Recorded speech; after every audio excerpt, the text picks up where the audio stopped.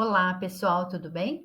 Bom, estou gravando um vídeo aqui hoje que talvez não seja tão fácil para mim gravar, mas eu, como terapeuta, como pessoa que trabalha pela vida, né, que trabalha ajudando pessoas, eu não podia deixar de gravar esse vídeo e me posicionar neste momento em que o país está passando por uma das talvez mais importantes situações, tá, da sua história.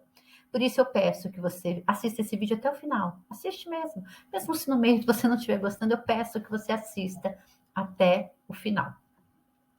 Eu quero começar com uma história, que é história mesmo, que eu não vi em nenhum jornal, que eu não vi em nenhuma fake news, que eu estudei nos livros de história, que se vocês pesquisarem de verdade, é verdade, tá? Infelizmente é verdade.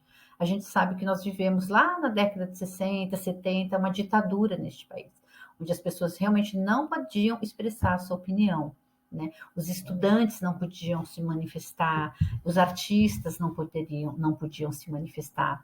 E naquela época, tá? Eu vou citar aqui a Dilma, né? Que foi a presidente, Dilma Rousseff. Teve muitas outras mulheres, mas só para que dar um exemplo. A Dilma foi uma das estudantes com 22 anos, né? Que foi presa com 22 anos. Pois bem, ela foi torturada. Ela passou por várias delegacias, né? Prisões onde aconteciam essas torturas, né? Ela foi brutalmente torturada, né? Foi colocada no pau de arara, colocaram é, eletrochoques nela, né? E deram choques no corpo inteiro dela, inclusive nas genitálias. E tinha um torturador, tá? É forte tudo isso que eu tô falando, mas é muito importante que você, mulher que esteja escutando isso, eu tô gravando, enviando, né, para as mulheres que eu conheço, esses homens também quiserem assistir. É importante, a gente precisa saber dessas verdades, embora sejam duras e difíceis. Tinha um torturador em específico, que era o Coronel Ustra. Ele torturava violentamente as mulheres, ele era sádico. Ele chegava a introduzir na vagina das mulheres, e isso aconteceu com a Dilma, ratos vivos. Exatamente isso. Pois bem, o nosso atual presidente, em 2016, quando teve impeachment da Dilma, quando ele votou pelo impeachment dela, vocês sabem quem foi que ele homenageou? O Coronel Ustra, o pior torturador que o nosso país já teve.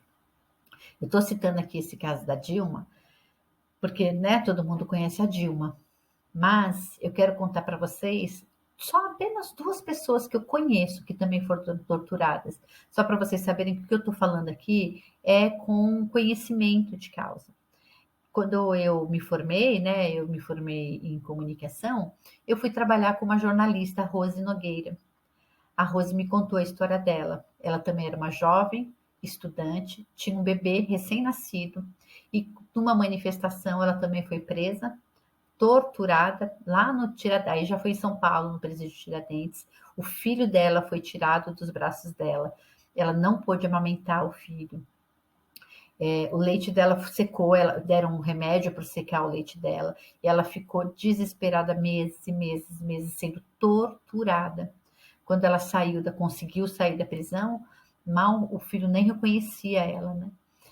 Uma outra que eu conheci, né, na mesma época, que foi a Rita Cipari, que hoje é advogada, também foi presa. Tinha a filha dela, Camila, com 3 anos, que eu conhecia a Camila já, né, adulta, tirada. Quando ela foi levada presa, ela nem sabia com quem tinham deixado a Camila. O medo dela era que a Camila é, tivesse ido para a prisão também, porque muitas crianças foram presas junto com a sua mãe nessa época.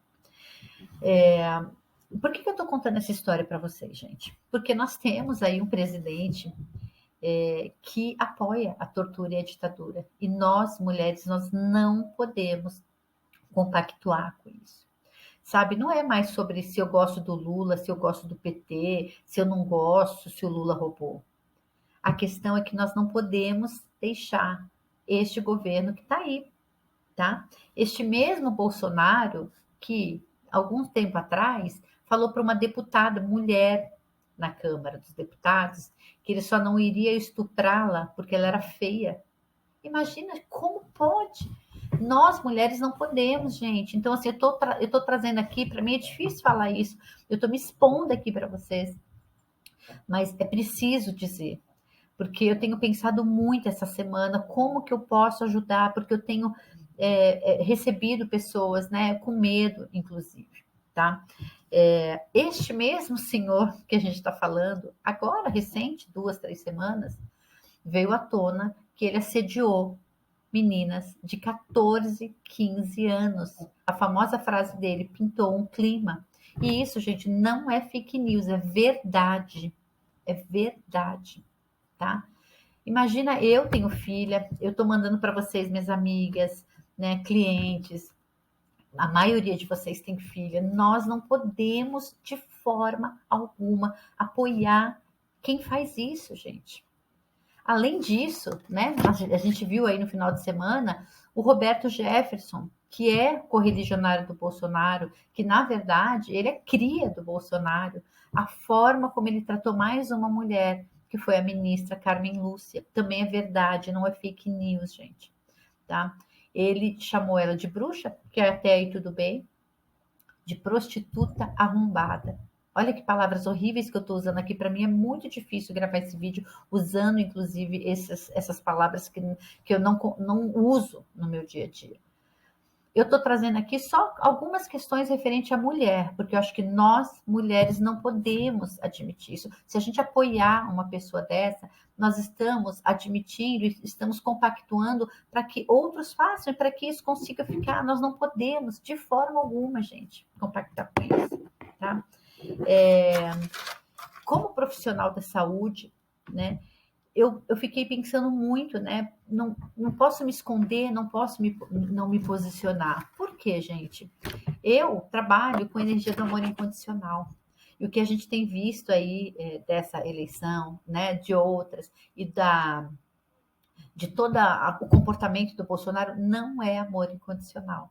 E eu, enquanto terapeuta que trabalho com a energia do amor incondicional, eu não posso receber mulheres, não posso atender mulheres jovens, meninas que eu recebo no meu consultório, que recebo aqui nos meus atendimentos online, que sofreram assédio, e dizer para elas que tudo bem, foi tirado do contexto, não tinha problema, que é assim mesmo, que os homens são assim mesmo. Eu não posso fazer isso.